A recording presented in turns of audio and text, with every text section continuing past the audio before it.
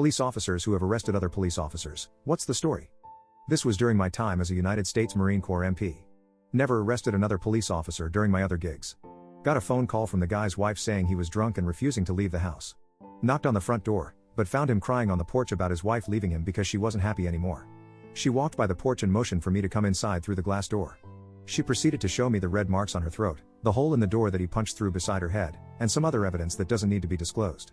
After asking him to come inside and get dressed, he refused to leave with me. I wasn't going to handcuff him in front of his kid, but he decided to take that moment to run from me. He was faster, and got away for about 5 minutes before I found him walking through a playground a couple building over. Caught up to him, he punched me, but was taken into custody after a slight use of force.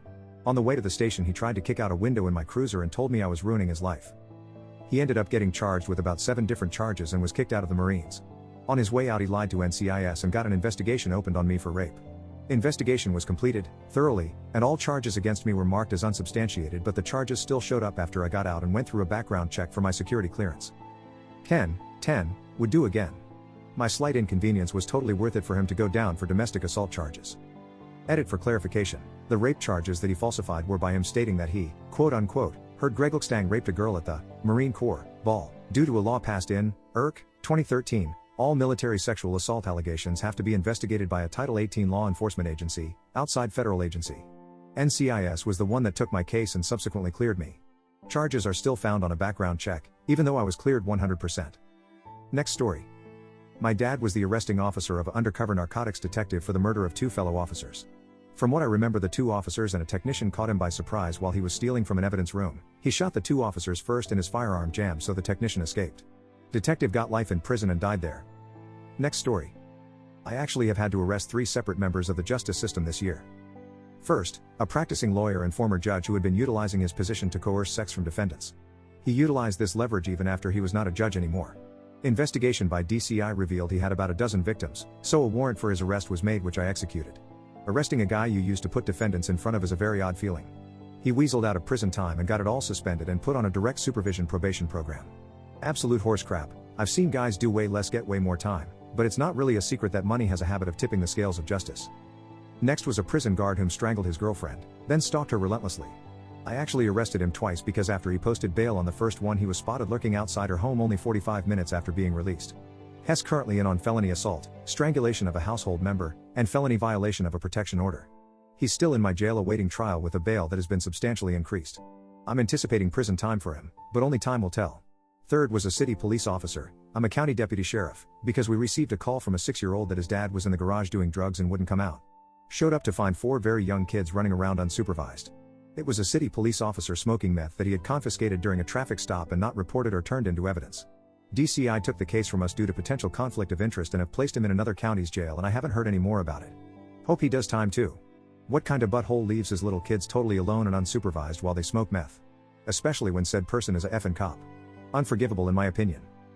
But yeah, 2020 has been a very strange year for me. Next story. Probationary officer goes on a blind double date with his roommate. Been at the racetrack drinking, so they take the train to downtown. Everyone is pretty drunk, him in particular. Maybe to entertain or show off for his date, he is acting goofy. As everyone is getting off the train, he sees some guy bent over tying his shoes. Rocket scientist decides to leapfrog over the guy, only neither of them have much balance.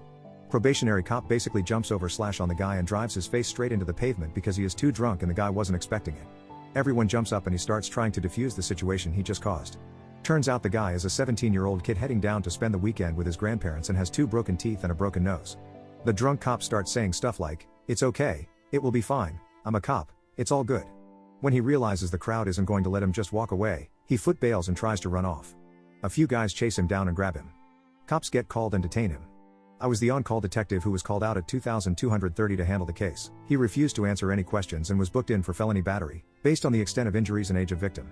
He never made it off probation and resigned. Edit. Since I saw this I figured I would clarify. I wrote up and submitted the packet to the DA for prosecution. Nothing was swept under the rug. Trust me, a guy like this is not wanted on the police department. He was a probationary officer, so it would be easier to terminate him. The case was put through the system by the DA and he ultimately took a plea deal. A plea deal is very common across the entire spectrum of cases, whether it be a vandalism, theft of $1 billion, drug charges or murder. It is probably the most commonly used tool for adjudicating cases, so don't think a plea deal was arranged because he had been a cop. Remember, he was arrested and charged by the same department he was a probationary officer for. Next story. Ex-sheriff's deputy here. One night on shift I had the great misfortune to overhear on the radio that a small local chief of police, the whole department was only 3 people, was not answering a radio call. So my shift partner goes out to the call that they were trying to get him to go to. And I make my way to try and locate this chief of police. On my way to the police station thinking maybe he's just asleep on the couch, I see his squad car pulled off onto the side of the road, lights going. In that moment my heart sank. My first thought was, oh no, this dude just got killed on a traffic stop. As I'm walking up to the car in a hurry, I noticed that he slumped over. I reached into the open driver's window and grabbed his shoulder to try and put my fingers against his neck to feel if he has a pulse or if his skin is still warm, and generally check to see if he is in fact still alive. As I'm doing this I notice a distinct and strong odor of alcohol. As the chief of police wakes up, looks at me, puts the car in drive and pulls away. About that time another deputy pulls up behind my car, and I put out my radio that the chief is driving off. The other deputy, forgetting that we all use a shared frequency, then comes over the radio and says, hey, he should be easy to follow, his lights are on. The lights go off. Fast forward to several hours later, command staff is out at the police department, seizing the weapons and evidence that's stored within the department. This chief of police shows up with the mayor of the small town. And submits himself to a breathalyzer. He barely passes. Fun fact, district attorneys do not like prosecuting chiefs of police, especially when politics are starting to get involved. Unrelated to that, I was let go about 2 weeks later, for calling a suspect in butthole. Unprofessional conduct. Next story. Can't go into much detail, but had to book an officer in for taking his female roommate's phone and sending her nudes to his own phone. He then threatened to leak them unless she did sexual favors for him, but she called it in instead. Next story. Get a call one night about a domestic. Upon arrival, this woman was bleeding heavily from her face. Said her boyfriend was a cop and he was in the next room. We talked to him and he tells us to how she deserved it. Had to use force on him and get him in custody. Guy had close to 8 years on, fired on the spot by IAD when they arrived. F him, I have no sympathy for women beaters. Next story. Saw a true crime video where this police officer killed his ex-wife cause she was trying to divorce him and she had a really nice life insurance.